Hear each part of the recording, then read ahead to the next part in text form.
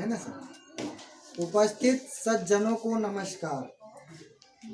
जैसा कि हम सभी को पता है कि आज देश की आबादी 138 करोड़ की संख्या को पार कर चुकी है और आने वाले कुछ ही वर्षों में हम चीन को पीछे छोड़कर आबादी के मामले में विश्व में नंबर 1 होने वाले हैं।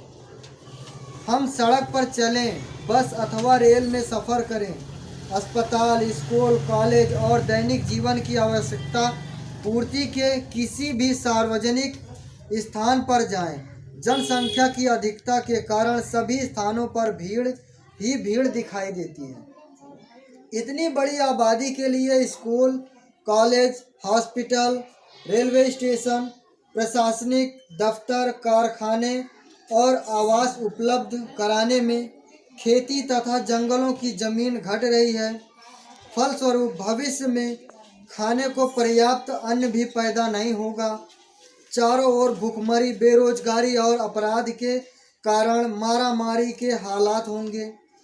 अगर इस जनसंख्या विस्फोट और जनसंख्या असंतुलन को रोका नहीं गया तो निश्चित रूप से देश में गृह युद्ध के हालात पैदा हो जाएंगे। हमें यह भी समझने की आवश्यकता है कि विदेशी घुसपैठ और असंतुलित जनसंख्या से देश आंतरिक रूप से कमज़ोर होगा। इस सब का उपाय क्या है?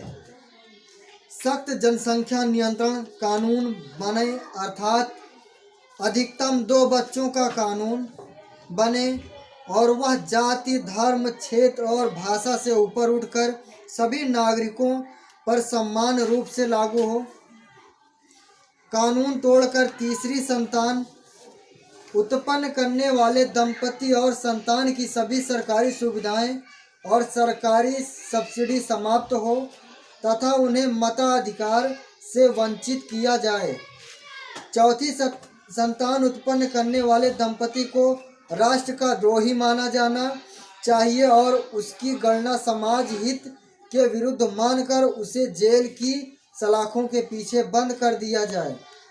यही एक उपाय है जिससे जनसंख्या विस्फोट की समस्या से पार पाया जा सकता है। इसी मांग को लेकर जनसंख्या समाधान फाउंडेशन पिछले 7 वर्षों से लगातार देश में जनसंख्या नियंत्रण आंदोलन चला रहा है।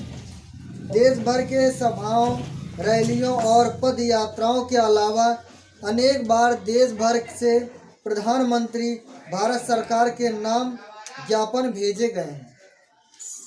इस सब के परिणाम स्वरूप देश के 125 सांसदों ने इस मांग के साथ न केवल सहमति जताई है बल्कि अपने आप को विषय से संबद्ध किया है।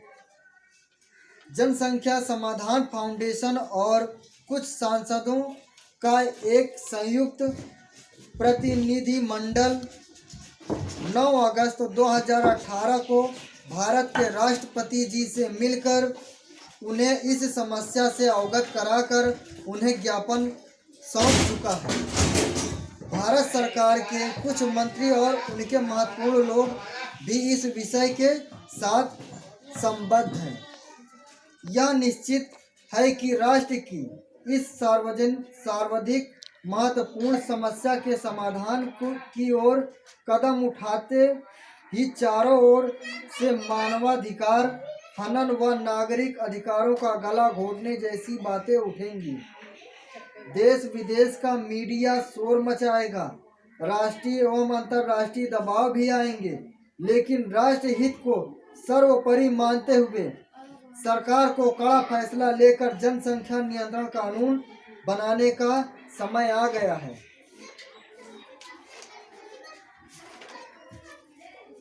यह भी याद रहे कि भारत की सनातन परंपरा में पृथ्वी के समस्त जीवों एवं संपूर्ण प्रकृति के प्रति कल्याण और वसुधैव कुटुंबकम की सुंदर, लचीली और सर्व समावेशी व्यवस्था रही है।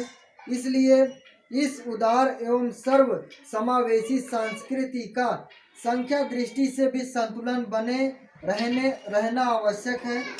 साथियों, यह हर पल याद रहे कि देश की वर्तमान और संभावित विकट परिस्थितियों से बचने में महत्वपूर्ण भूमिका निभाने वाले जनसंख्या नियंत्रण कानून की मांग को लेकर जारी जनसंख्या नियंत्रण आंदोलन में अगर किसी भी प्रकार की कोताही बरती गई तो इतिहास व आने वाली पीढ़ियां किसी को भी माफ नहीं कर पाएगी।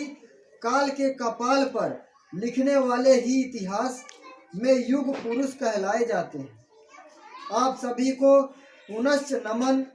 दीपावली और अन्य सनातन त्योहारों युगों युगों तक मानते रहें। इस और काम करने के संकल्प के